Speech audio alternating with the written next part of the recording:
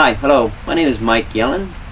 You are watching Mobile Joe brand. We serve those that serve us. Mobile Joe's brand. We serve those that serve us. We educate and motivate you, so you know that you're not alone. No more mistake, and we will show you what it really takes. Yeah, your business will be better at the end of the day. We bring in those in the know to show, so your business will grow and your dream is made real, like you really, really feel. Mobile Joe's brand. We serve those that serve us, yes. Mobile Joe's brand. We serve those that serve us, yeah.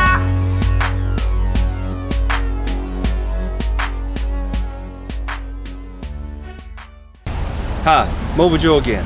This is my show, Mobile Joe's Brand.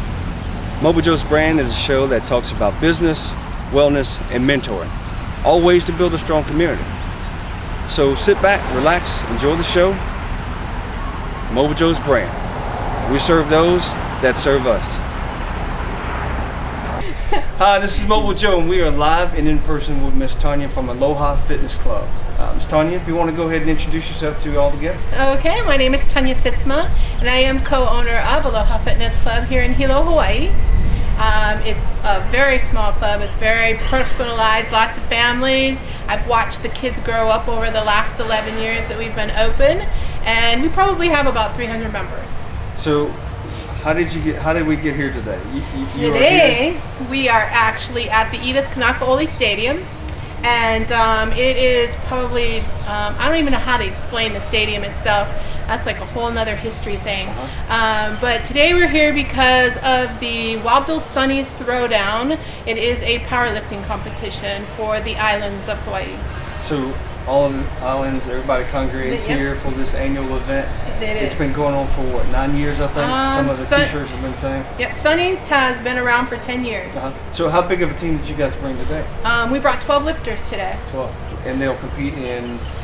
We have several of them that have already finished out the morning with benching, and now I have 6 more lifters that are going to go through the deadlifting portion. So not only are you the co-owner of the Aloha Fitness Club, you're also team coach, and I'm sure team mom goes along with that, Yes. with that as well. Yes. How did you get into the fitness world? How did you get into it? Fitness world, Yeah. or the powerlifting world. Fitness world, probably the history would be it started back in 99, 2000. I went through a divorce, and I happened to be over 500 pounds, and didn't want to be that way anymore. Needed to, so I hired some trainers, started going to a local gym in Salem, Oregon, Portland, Oregon area. And then I actually moved here to the islands in 2001, which was incredible because the trainer that I had that was helping me lose all that weight initially was actually from the big island of Hawaii. Oh, wow. And so he was really great about telling me all about it, and he kind of familiarized me with what to expect when I moved here. Right. And then from there, he always told me I had the attitude to be a trainer. And I had a girlfriend, and she worked out with me one day after I was through with a session with him. And I was telling her, come on, you can do it, one more. And she was like, bitch, get out of my face. And that's how the trainer became. Yeah. And then moved here, met Byron. We were both working out at another gym. And Byron's your partner Correct. in the fitness Correct. at Aloha Fitness Club. Correct. Okay. And we said hi to each other. And I'm always one that if I know someone's new to the island, I like to invite them to parties and things so they get to know people. And so I had invited Byron. I guess we got to know each other. And then from what he's mentioned, we found out a gym was for sale. And he asked me if I wanted to be partners with him, and it's been 11 years now. So you went from divorce to 500 pounds to being in the fitness business, to being a trainer, to being Coach Tunya, to being inviting people to parties and making everybody feel welcome. Yep. I mean, I'm picking up the aloha from you. You know, you have that personality. So why fitness? You know, you went through all those different things. You know, most people would have, at 500 pounds would have said hell no to a gym, and Right. so why did it stick with you? Why did you make your mind up to follow through with it? I think for me, it was a way of dealing with I think because alcoholism and drug abuse and all of that is prevalent in my family background. My mother, though recovering, she was an alcoholic, has been recovered now for 20-some years. But we grew up with that alcoholism and that drug abuse in our family. And I needed to step away from that, where my brothers and sisters didn't. I didn't want to be that way. And so, of course, I went to food. And then I realized I was doing what they were doing, but with alcohol and drugs. And so for me, it was I needed to lose that weight. I needed to be healthier. I needed to be a better me. And it kind of went into that fitness. And I realized that I could help other people because I'm going to understand how they feel. Going into a gym when you're 500 pounds, really? People just don't usually do that. It's not like you walk in one day and you're all excited and you feel comfortable, because that doesn't happen at 500 pounds. And for a lot of people, it doesn't happen when they're 150 pounds. And for me, it's about making people comfortable, especially the ladies. The ladies don't like coming into the gym. I want them to come in and feel like they're just coming home, or they're coming to visit me, like we're just going to hang out. Just having a good time. Having a good time. That's what it's about. Personal training and getting into fitness, those are two separate worlds. But you decided to join the ownership ranks of fitness. That takes something else. Tell me about that process. How did you know you wanted to be a gym owner? I didn't. That's not exactly what my dream was, actually, moving here to Hawaii. Our original thought was my mom and I, we had looked at purchasing a large home. And I wanted to be on a smaller scale, a more intimate scale. I wanted to be able to show people that it was fun training, that it was easy to cook healthy, that you didn't have to give up all the stuff that you think you have to give up. You just have to learn how to proportion. And sometimes it's finding out what's right for you. Just because something worked for me, don't mean it's going to work for you. So you have to just keep digging until you find that combination. And I wanted to be able to have people come stay with me, let me work with them a month, and then send them home, wherever they came from, with a plan so that they could continue. And that's what I wanted to do with people. So let me guess, you got more and more people asking you about that. More and more people say, hey, train me. And then it just made sense of just, let's open a gym. Well, not quite, actually. It really didn't. Actually, it was a matter of I was just, I guess, volunteering. This is a portion of I'm only going on information that I can share with you that people have told me. Because because of the car accident that I had in 2006, this is a memory area that I don't have, or that's sketchy. But from what I understand was that the house fell through. After we had gone into escrow and everything, on the lender's part, it all fell through. And then, so we missed out on that opportunity. And at the same time, I was training at this gym and working out, and I had a couple of clients that I was just beginning with. And I had a client, a very affluential client out in the area called Kalapana. And apparently he encouraged me that I needed a little studio of some kind. And Byron had mentioned that I was working at this facility that we currently own. It was previously trying to be bought by somebody else. And they weren't making their payments. And it just kind of fell in the lap. And Byron approached me and said, hey, we have the similar style. We have a similar belief that we had shared enough information with each other. He's like, what do you think about owning a gym and being partners in this gym? And that was how. Well, going into business with someone who has a similar mindset, similar action, steps, all those kind of things. How was that coming to that decision with Byron? I mean, Byron has actually got a lot of experience running gyms. He's run some 20,000 member gyms in California when he lived there. And so he brought that side.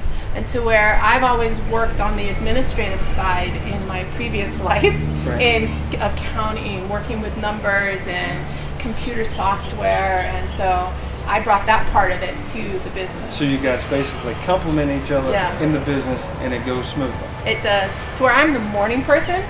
I can get up early in the morning. Yeah. I'm up at 3:30 every morning. To where don't ask Byron to get up that early. Right. To where he's the night person. So it's worked out for 11 years that we've never had a problem with what shift we're working. That's awesome. So let's talk about some of the things that go on at Aloha Fitness Club. Okay. What are some of the, you say 3:30 wake up. What time does it open? It opens at 5 a.m. every morning. And you have classes that start? Usually what happens first thing in the morning is I have some personal training clients that I work with for the first couple of hours.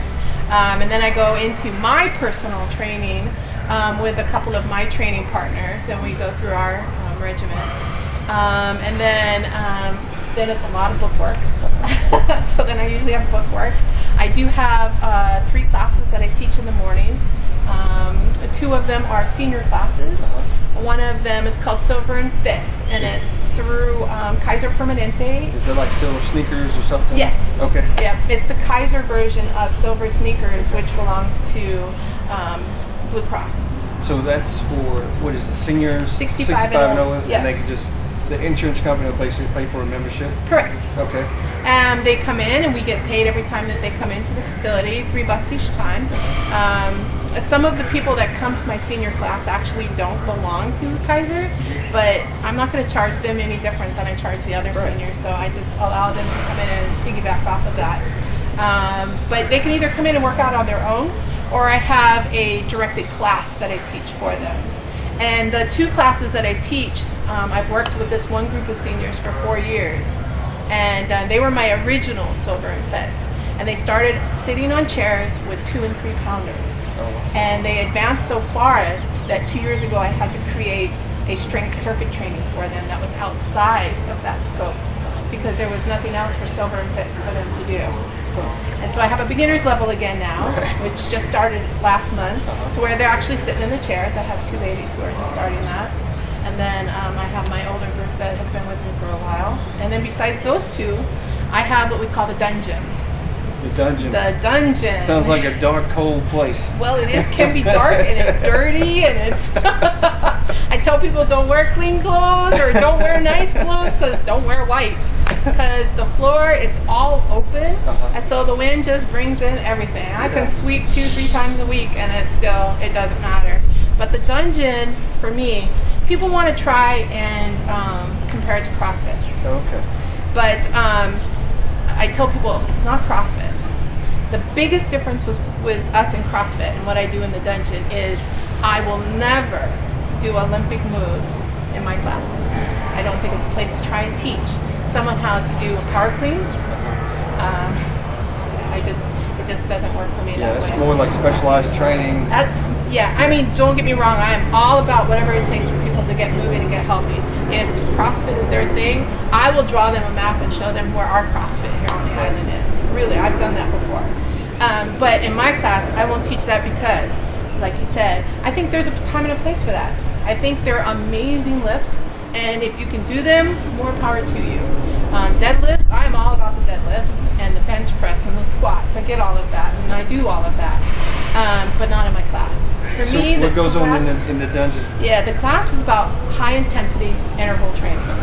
I use strength. Okay, let's break that down. Okay. Some guests might not be familiar with high intensity. So high intensity is you go as hard and as fast as you can for a short period of time. Okay.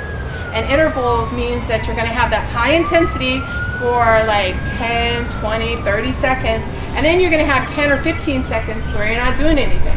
And then you got to kick it back up again into that high gear again. And so that's where the intervals come in. Okay. So it's like up and down. Up and down constantly throughout the whole class. Right. The dungeon includes prowler sled pushing, dragging, flying it, whatever I have them do. Sled pushing? Sled pushing. I remember that from those football days. Yep. Is it something similar? Or, Very much so. Okay. The prowler it has been brought out and made hugely popular in the last couple of years. Elite Fitness really cornered the market on the prowler itself, and that's what it's called. You'll see a lot of different sleds out there. Yeah. The prowler is probably the better one, and probably the most that resembles the football one, because you can actually order the shoulder pads to go on them. Wow. such and really memories. dig in and drive with that sled. I don't miss this. Well, when you come into the dungeon, you will get to play Don't make with me it. do it, please. So we have one. I have some Hanai family, which here in Hawaii, that means it's a local group of family that has adopted you and me to part of their family. Okay. And one of the members, he not only does he welds, he works with ropes. So all of the ropes that I have in the dungeon that we use, and all of the sleds, he has actually made for me. Oh wow. So we took a picture of the Prowler, and he actually fabricated one for me. Look forward to seeing it. Yeah. And so we use that. We throw some weights on there. You're either going to have to push it forward running it. You're going to have to push it high handles, low handles, backwards, drag it Stop with the rope. saying you, because I'm not doing it. I'm not doing it, Tunya. Yes. You come into the dungeon, you got to try. And sometimes I put some ropes on it, and you got to use your back for back rows, or even chest pressing, just whatever I throw So out the there. dungeon, what time do those classes start? Oh, let's see, 9 a.m. Monday through Saturday. I have a class at 9 a.m. And then on the weekdays, in the afternoons, I have several different classes. I have a youth class that starts at 3:30, which this is amazing conditioning for them because it does a lot of CNS work. It also does a lot of that muscle twitch. CNS conditioning and strengthening. Correct. And it what also, age group is that youth group consist of? They go from 7 through high school. Okay. Yeah. The coach that I'm working with is Kaha Wong, and he owns a local private batting coach is who he is. And so I work with all of his kids. Yeah. But any of the other youths from the community can come and jump in. But there's tire flipping and sledgehammers. Yeah. And so I usually work with them during the week at 3:30. And then my adult class, or I have kids that jump in there too, it doesn't matter. That one starts at 4:30. Yeah. And then on Tuesdays and Thursday nights, I actually have a 5:30 class for the less conditioned or deconditioned or the beginners that come into the dungeon. Right. Sunday, I try and give everybody a day off. Okay. I'm sure they appreciate it. They love it when I say, "Oh, there's no class tomorrow because I gotta." Right. So you're teaching classes, you're handling the books, and you also there's another side of you also where you come and compete. That explains why we're here today. That is. So let's talk about those areas.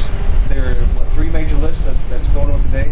Actually, this particular association, the Wabdol Association, only does the 2 lifts. It's just strictly push and pull. Okay. So it's just bench and just deadlift. Okay. Are you competing in both of those today? Actually, I'm only competing in the bench. I had to drop the deadlift this year because last July when I went to compete at the state level, I actually have a slight tear in my right ACL. So I had to take the deadlift off. Do you have a goal set for today when you eventually get your lift in? Do you have a goal set? Well, it's my goal. Really, today it's a non-sanctioned meet, but of course, the goal is always to lift as heavy as you can and as clean as you can.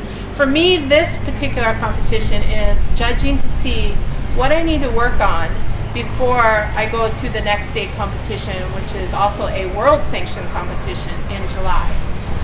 So for me, I want to get my 275 or 285 to the chest.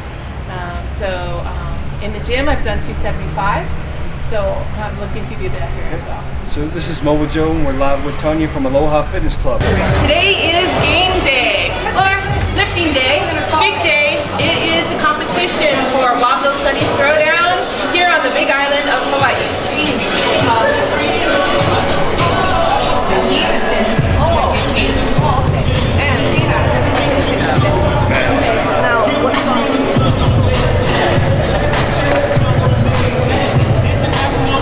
Alright, this is inside the stadium.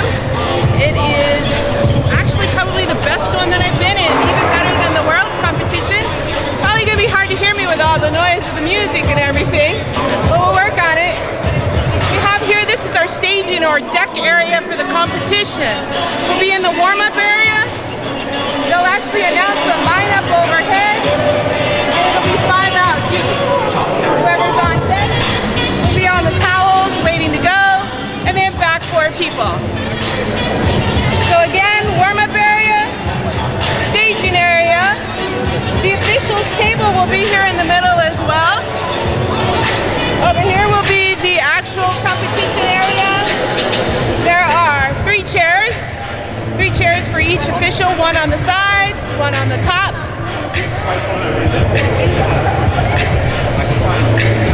And in the awards table. So let's walk over there.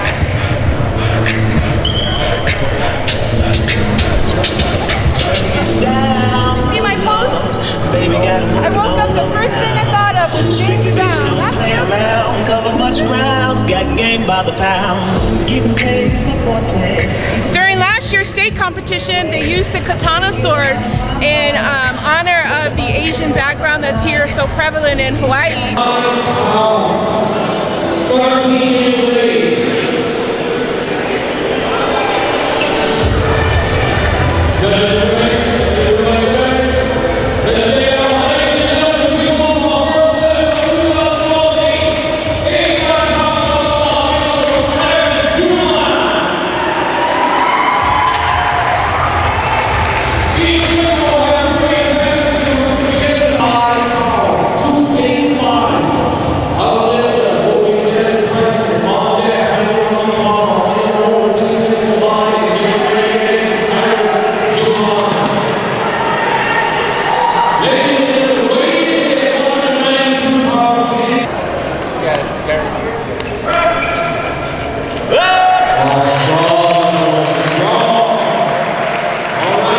Next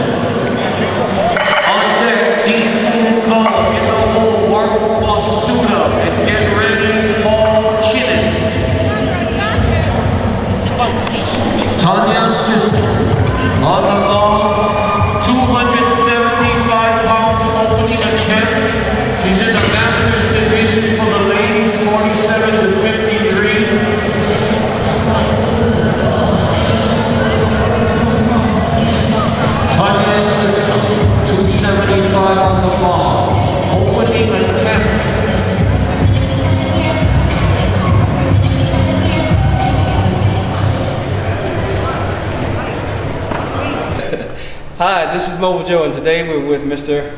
Byron Pranger, And you are. the co-owner of Aloha Fitness Club. So, what do you guys do at Aloha Fitness Center? Basically, what we do is regular gym, regular commercial gym, but we also do personal fitness training and basically just spread the Aloha spirit to everybody. I mean, anybody who comes through the doors, they're more than welcome to come in, and we're willing to help them out in any way we can. If they just ask us a question, we'll tell them, how do you do an exercise? We don't charge extra for that. It's just part of our nature to just give back to everybody. So, the fitness industry, it's huge. What do you think? Well, what is your niche as far as the fitness industry? As far as our niche, I mean, if you look at the other gyms that are around, basically our biggest thing is that we're all about family. So that's what makes us unique from everybody else, is that when people come through the door, a lot of other fitness facilities, what they do is when people come in, all they want to do basically is just get the membership, get their money and come in. And with us, it's more about maintaining a family. It's more. Well, here's an example. We just had a powerlifting competition, and we had 12 people that came from our gym to compete in there, and we actually had the biggest showing of anybody, and we're the smallest gym here in town. So what do you think?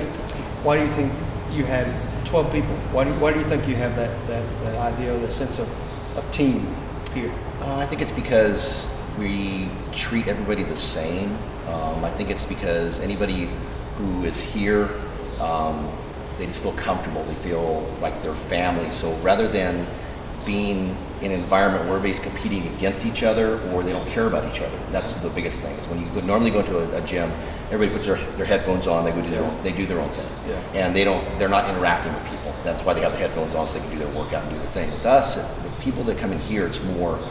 Well, I have people that hang out here for 4 or 5 hours. Oh, wow. And I would rather have these kids or adults that are here and spend 4 or 5 hours. I'd rather have them here than getting in trouble in the street. it's a positive place, productive place, and they can take care of their body and work off some, angry issues or whatever the kids might have, that they've grown up with these days.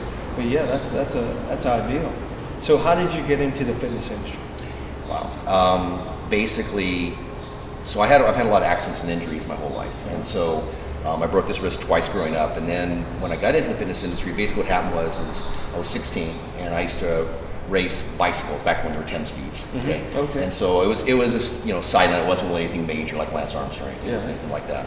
But I was in a major car accident. I hit somebody opened their car door, and I hit their car door, and I was actually going 40 miles an hour on my bike. Wow. So I hit the car door, collapsed my right lung, shot me 15 feet in the air. I came down. I should be dead. Came down, landed on the hood of a glass truck, and broke a pane of glass, and was out. And so concussion, collapsed lung.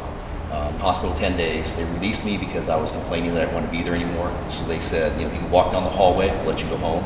So I walked down the hallway to prove I could walk down the hallway so I could go home. Champion. And this side of my chest was a little smaller from the accident because the lung was collapsed. So I was really self-conscious about that. So one of my brothers said, hey, why don't you go to the gym and start working out and see if you can fix that. So I went into the gym, started training on my own. And after about 2 weeks of doing that, I had these powerlifters that were over the corner, and I was afraid to even look at these guys. They're just big beasts. Right. And then they were looking over at me, and they said, "Come here." And I was afraid I did something wrong. And then they said, "We saw you're committed. You're coming in every day. Last 2 weeks you've been coming in, and we can see you're really committed. And we want to show you how to lift." And I think that's why I do what I do now too, because they gave me for free. They just said, "Hey, come here. We see you know what we know you want to work out." So then they started training me, and every day I'd go in, they would show me something new, and show me this and show me that. And within 2 years, all of a sudden people were approaching me. Oh, wow. And they were asking me, hey, can you build me a program? Hey, can you help me out? Can you help me do this? Can you help me do that? And I'm 18 years old, and everybody's already approaching me already. So, I mean, that speaks volumes of you, coming back from the accident to the gym, where those guys saw something in you and said, let us teach you how to do it right. And then you actually follow the instructions. And then you have people approaching you about how do I look like you? Right, correct. What does that do for you going through that process? How did that help you? Wow, it showed me. I grew up without my father left when I was young, and so it showed me that basically I had worth that people wanted, that you knew I didn't doubt myself. It was more, it built me up even more, and it showed me that you have something that people want. You have this gift. And so as the years went by, I had the gift and I was doing it, and it made me feel good that I could do this, but I still had to make money. So at that time, personal trainers they didn't really have personal trainers back then. And so I was doing the business world. But what I found out was I wasn't happy in the business world, and I would be in a job for 3 years, be unhappy, move on to another job, be there for 3 to 5 years, be unhappy, move on. And finally one day I said, I'm done. I'm done doing this. I don't care how much money I make, I'm done. And so I just said, okay, I'm just going to just try and get into this business full time. And I did. And I remember all of a sudden I started picking up clients and started doing pretty good. And then a gym owner actually hired me and said, hey, I'm watching you. And he says, so why don't you come work for me? So I went to work for him, training for him, opened up the gym for him, started doing all that. In fact, they thought I was a manager at one point because I was doing so much. And so then I started getting more of a following, people coming around me. And then it just snowballed from there. And so I started getting more clients without even trying, because people saw me in the gym all the time. They saw me helping people all the time. So they started hiring me to start training them. It sounds like you have that thing that a lot of people have to have when they are dedicated to something and they want to always be the best at it. Sounds like you have passion. I do, and one of the coaches I learned from years ago, Charles Polkman, and when I learned from him, I went to one of his seminars, and that's one thing I also do too, is I strive to learn more each and every day. I mean, I'll be on the computer, I'll be at home, I'll be reading, and I probably spend an average of 2 to 3 hours a day in addition to what I normally do, just reading and researching. Yeah. And that's what I do. And he told me, we were at a seminar, and one of these young kids stood up and says, how can I make as much money as you make? Because he was making at that time $350 an hour training. And so he said, what do I need to do? And he told the kid, he says, you need to read every day and research every day for 2 hours a day for 10 years before you can get to the level I'm at now, before you can even say you're an expert, which I don't think I'm an expert. I think I'm still learning. But I've been doing this now for 30 plus years. I've been doing this. And so I've been doing this for a long time. You are an expert. and I'm still learning every day. And the guys in the gym, they'll see me and they'll say, hey, you want to try this new program out? And most of them say no, because it's so crazy. Yeah. But I'll do it, and then pretty soon they'll see it's working, or they'll see this and they'll say, hey, can I want to try the program now? So here, write it up. Fearless leader, right? Yeah. Yeah. So going from that perspective of learning the business from the ground up, what do you think some of the other attributes or tangible, intangible skill sets that you have or had to have in order to get to the level of business owner? I think it was because I learned from other business owners. When I was in the business world, I worked for, so at one time I worked for General Electric as an auditor for them. And so we're auditing accounts, these guys are $1 million, millions of dollars owners. And so I'm in there with them, and I'm learning from them, and I'm seeing what they do. And I became friends with him. And so, that's a boat dealer that I used to audit. He would take me out on his boat and we'd go skiing. And it was because these guys knew how to do my job. They respected me, I respected them. And so basically I started learning the ropes from them.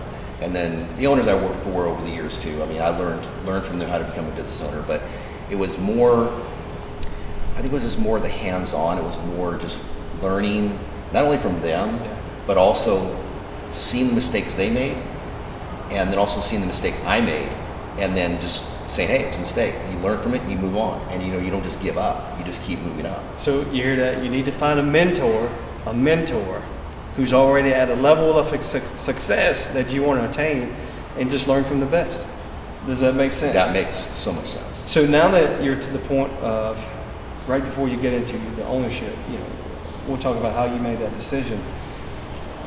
What was happening, from the point of you're working in the gym, you're doing it every day, you're doing a great job, the boss is giving you compliments. What was that point, or how long did it take you to come to the conclusion that I can do this, I can be a gym owner? I think it came to a point of where the one turning point for me was finally there was a young kid who was working for, he just came to work for the company I was working for, and he had a college degree. And I have nothing against college degrees. I think it's great. I think it's, if I learn on my own, so I actually learn better on my own than I do by going to school. And I did go to college for a few years, but I learned more on my own. Right. And doing my own study, doing my own research. And so this young kid came in, he was right out of college. And he came in and right away he said, okay, I want everybody under me to have a college degree because he was above me. And I knew more than he did, but I didn't say anything. I just left it alone. But he said he wants everybody to have a college degree, and he found out I didn't have one.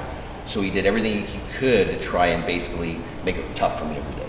And so finally got to the point of where, you know what, I realized at that point that I don't need to work for somebody else. I need to do what I love and find my passion. And I knew that where my passion was, but it was hidden away. It was tucked away because I wasn't doing it on a full-time basis. And when that forced me into all of a sudden getting out there and living my passion, then I realized, what have I been doing my whole life? I mean, this is something I should have been doing for years. And all of a sudden I finally realized my passion, and it just snowballed from there. I mean, it just really just took off. So how did you learn what your passion was? How did I learn? Yeah, people find out, different ways. You start off in a sport, and before you know it, you're in love with the sport. You love everything about it. You want to watch. My passion was football, and even to this day, I still parallel life to football. And I say, there's nothing in this world that's harder than high school football.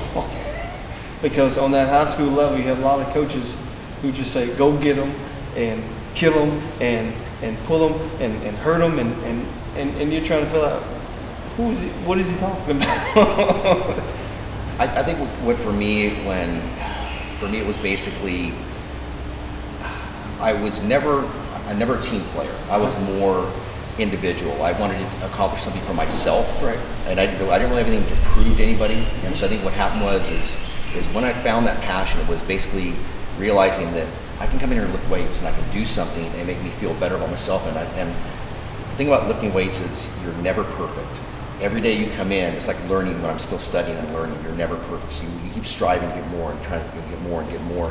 So what happened is for me, I realized it made me feel good. It made me help other people feel good, and that made me feel better because I'm helping more people. So it sounds like that passion is that thing that pushes you to do your best and be your best and to share with others. Correct. That's correct. That's a tremendous thing that you were able, because you hear people, see people, and some people, they aren't able to find that passion early on in their life. You were fortunate, 18 years old, you started, this might be it, and people started coming up confirming you're on to something, right? And then you had the opportunity to step out and to actually do it. What was that process like when you made your decision to say, I'm going to do it? It was tough. Getting out from a secure world where you're getting a paycheck and you're getting all the insurance and everything, all that. It was tough. It was a scary moment. Walking out there and saying, I'm just going to drop everything. I'm going to start from scratch, basically. But I really didn't start from scratch. I had the knowledge. I had it going forward, but it was really tough. The first 6 months to a year. Worrying about, am I going to make enough money? But it came. I just by doing what I do and loving what I love doing, to this day I still love it. And I tell people I would do this for free. If I had, as long as I have food on the table, a roof over my head, I'll do it for free. And I don't need to make any money. I just love what I do. It's my passion. I just love doing this. So it's basically just giving. So you overcame the fear, and the fear was what? Not being able to provide for yourself, not having your basic needs met. Correct. And you said once those things started to take a course and you were able to do it, it just blew into, this is my domain. Correct. What was that like when you realized I'm doing it? What was that like? Wow. It was just amazing. It was like we always say, about loving what you do for a living. You never. What's the term? You feel like you never have to work another day in your life. Yeah. And that's where I'm at. I'm at that point of where it was like, wow. I mean, every day I get up and think, wow, I can go in and do this, and I'm going to be taken care of. I mean, it's not so much about making millions of dollars. It's about, like I said, all my basic needs are met, and I can do this, and I love this. I can do this every day in my life. A lot of people wake up and go to the gym before they go to work. You wake up and stay at the gym for work. Yes. So it's got to be a great feeling. Oh, it is. And meeting different people and seeing, their struggles and telling them. And I mean, I always go through my laundry list when somebody comes and complains about, oh, my shoulder's hurting me or this is hurting me. And I listen to what they're saying and maybe I can help them out. And then they'll say something, oh, it'd be easier if I said, well, okay, so I've had a partially torn Achilles. I've had a separated rib. I've had a concussion, collapsed lung. I broke this wrist twice growing up. Partially tore this rotator cuff. Now recently I just hurt this rotator cuff. I had double hernia surgery, and I also have a tumor in my pituitary gland, which is still there. And I still come in every day and I work out and I train, and I don't let anything get me down. It's like, so I tell people, I can do this with all this. You should be able to do it too. 1 rep, 1 set. One rep, 1 set. And before you know it, it's time to leave. Yeah. So now that you're into the business of it, you're an owner, what do you think is the one thing, if you want to say more, the one thing that sustains your business? You mentioned living and giving aloha. You want to talk about that a little bit more? Yeah, basically, aloha, it's basically giving your love to everybody, and it's not selective. I mean, it's anybody should get that, and anybody who walks through the door should get that. And so that's what I've been always since I've been a kid. Here's a funny story, but when I was a young kid, every time my mom, like I said, my dad left when I was young, every time my mom would bring somebody home, a new friend from work or whatever it may be, and she'd introduce me to, hey, this is I would run to my room, and we all had these little junk drawers, right? So I'd run to my room, I'd pull up my junk drawer, and I'd dig through there and try and find something to give to them. And I'd go get it, and I'd run out and I'd give it to them. And that was just me. It was like, I want that connection. And that's what aloha is. It's that connection you're getting with everybody. And I did it back then, I do it today, and I've always been that way. So in the business world, aloha, translation, meaning also customer service. You give great customer service coming in the door, going out the door. What do you think about that? I think that's correct. It's when people walk through this door, it's funny, we actually posted a video on Facebook a while back. When people walk through the door, we say hi to everybody. In fact, the way I have my desk set up is when you walk in, I see you as the owner. I see you walk through the door, and I see you when you leave. And I say hi to everybody, I say goodbye to everybody. Everybody says hi to me, goodbye to me. But we had this video on Facebook, and it showed kids walking in the door, and these are high school kids. And on the mainland, you would never see this, but out here, it's just the environment we created. But what happens is these young kids come in, and they shake everybody's hands, and they walk around the entire gym, and they shake everybody's hands before they even start their workout. That's respect. Yeah. And then they shake everybody's hands on the way out the door. Before they leave, they shake everybody's hands. And they're not the only ones. We also have the adults that do it too, but that's just the way it is in here. It's so much respect for everybody in this gym. It's not, and that's the environment we wanted to create, and we created it, and it's a monster. I mean, it's just crazy. So what type of workout do you do? What's your? I change all the time, and I think that's the biggest thing is if you're working out, you shouldn't be doing the exact same thing over and over and over again. And so for me, like right now, I'm on a 3-day a week. I'm doing Monday, Wednesday, Friday. I walk every morning for about an hour, and that's what I'm doing now. The next week I'll do the same thing, and then I start a new routine. The new routine is going to basically be progressive. It'll be 4 days a week of training and 5 days a week of walking, and it progresses over an 8-week period where it's going to get to 7 days a week of training, and then down to about 3 to 4 days of walking in the morning. But that's an 8-week period that I'm going to do, and there are other times I've done 6 days a week or I've done 5 days a week. Have a little rain coming in. Yeah. So in the, you may not just come in the gym and just do one type of workout? You can. you can do it, but eventually it's not going to work. And that's the thing is you need a variety, you need to change. Yeah. That's why I see a lot of people come in, they have equipment at home, but they're not using it. Because what happens is they get bored because it's the exact same thing over and over and over again. And that's why when people come into the gym, I tell them, I say, look at the variety of equipment you have to use in the gym. Yeah. And what you're paying for the gym membership is so cheap. If you were to replicate this, you'd be spending $1,000 a month for equipment. Come to the gym, right? Come to the gym. So, different body types, I'm doing one particular type of workout, another person with a different type of, what are there, 3 different body types? Different body types, but I don't really use that. And the reason why is because getting back to what you're asking me about when I found my passion, I was always pretty small. I mean, I in high school I was 135 pounds. After my accident and I started lifting weights, I was 145. And I struggled all those years to gain weight and put some muscle on. And I kept struggling and struggling and struggling, trying to find that answer. By doing so, it had nothing to do with my body type. It had to do with me finding what needed to work for me.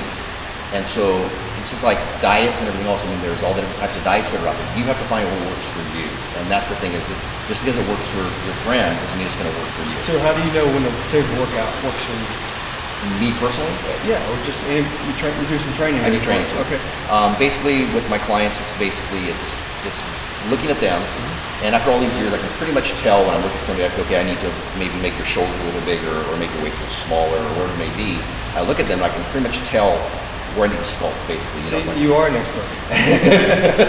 and so then I set the program based on that, and then I watch the changes. And if the changes aren't happening, I tweak it a little bit more to fix those areas. But like with myself, I do the same thing for me. If I look in the mirror and say, oh, I need to start working on this, so I make adjustments in my workout to fix those problem areas. Well, you know, at one time, women were, the stigma was if they lift weights, they would get big, bulky muscles. Correct. Have you seen a change in those kind of things? No. Basically, what happens is with women, they don't have the hormones. They don't have the higher testosterone levels as like men do to basically build that muscle. So they do have more endurance, and that's one thing about women. The other day, I just went upstairs in the elliptical, and this older gentleman says, "How long has she been up there?" And I said, "I don't know, maybe 20 minutes." 20 minutes? I can only do 7.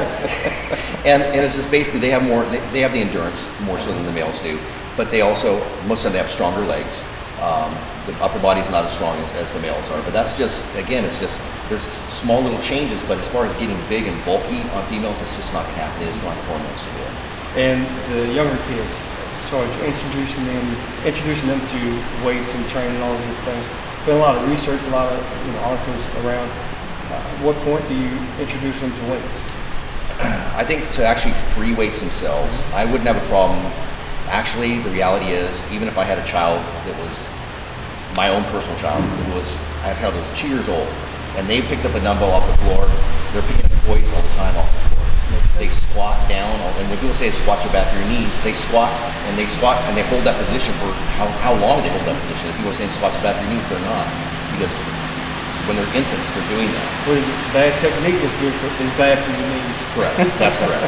So I think in here, we actually have some people that bring their kids in, and if it's not busy in here and they're out on the floor and the kids are picking up the dumbbells or they're with their parents and they're having to pick up the weights, I don't have a problem with that because it's control and I'm making sure they're not lifting too much weight. And that's the biggest thing is I don't have a problem with anybody under even 12 years old lifting weights as long as they're not, like I said, poor form, lifting too much weight for them, and that's what I have a problem. Well, how important is, and different people, they come into this world and they just come in and just do it without instructions, without asking for guidance.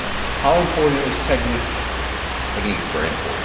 I mean, if you're, an example would be is if you tell somebody, hey, I want you to do, let's say 50 deadlifts, which is a really hard movement to do for that many repetitions.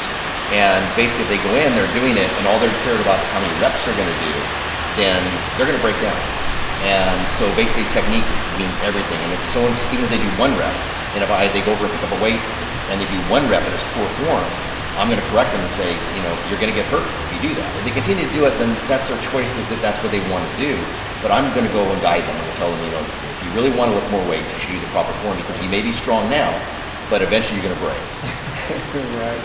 Well, Byron, thanks for sitting in with us at Mobile Joe's Brand.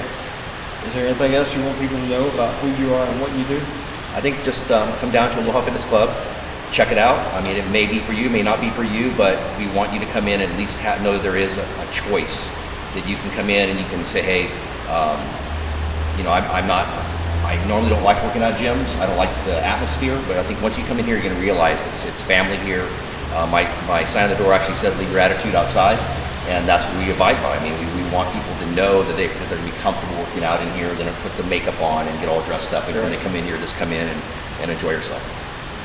All right. Well, this is Mobile Joe, and you're watching Mobile Joe's Brand. We serve those that serve us. Thanks for watching. Hi, hello, I'm Jay. You're watching Mobile Joe's Brand. We serve those that serve us. Hi, hope you enjoyed the show today. Thanks for watching Mobile Joe's Brand. We serve those that serve us.